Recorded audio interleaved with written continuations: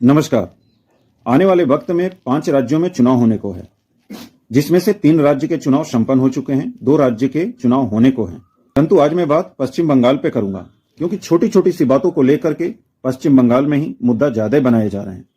ऐसे ही एक मुद्दा तृणमूल कांग्रेस के घोषणा पत्र में इस्तेहार शब्द, जो कि उर्दू शब्द है, उसको लेकर के उठाया गया कि ममता बनर्जी को टोपी वालों से ज्यादा दिल लगी है। जब देश में आप हर समाज के लोगों को रहने का अधिकार दे रहे हैं, हर तरह की सुविधा मुहैया करा रहे हैं, तो आपको शब्द से परहेज नहीं होना चाहिए।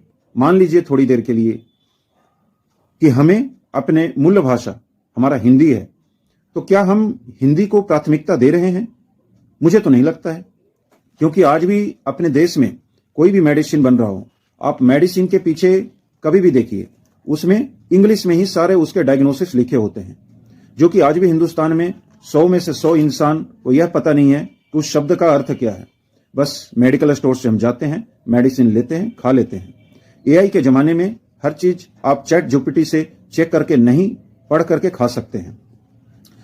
मेडिसिन ही नहीं, आप पॉपकॉर्न आए दिन हम इस्तेमाल करते हैं, परंतु आप उसके भी पीछे देखिए क्या मिक्स है, सारे इंग्लिश में है। जिसे समझ में आ रहा है वो अच्छी बात है, नहीं आ रहा है प्रसाद समझ के लोग खाए चले जा रहे हैं। इवेंट जहां जीवन के बचपन से लेकर बुढ़ापे तक हर कोई इसे आज की तारीख में छोड़ने को तैयार नहीं है, चाहे वो पॉपकॉर्न हो, कुरकुरे हो, चाहे आलू भुजिया हो। ऐसे कोई भी चीज नहीं है जिसमें हिंदी शब्द का प्रयोग है। इंग्लिश आप लिख रहे हैं, अच्छी बात है, परंतु क्या साथ में हिंदी हम नहीं लिख सकते हैं? उस पर बिल्कुल लिख सकते हैं, परंतु सरकार ही नहीं चाहती है, चाहे वो किसी की भी सरकार हो।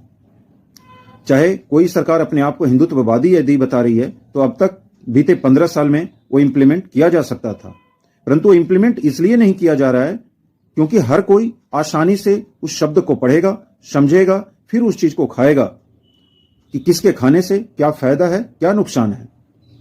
तो मैं लोगों को यही कहना चाहता हूं कि चुनाव के समय छोटी छोटी सी बातों को लेकर के आपको माइंड को मैनिपुलेट किया जाएगा, तो आप उनकी बातों में ना, दल किसी का भी हो, परंतु आप उसे जिताएं जो आपके क्षेत्र का एक अच्छा नेता खड़ा हो। यह मेरी सोच थी। आपकी क्या राय है? कमेंट कर जरूर बताएं। Thank you. जय हिंद, जय भारत।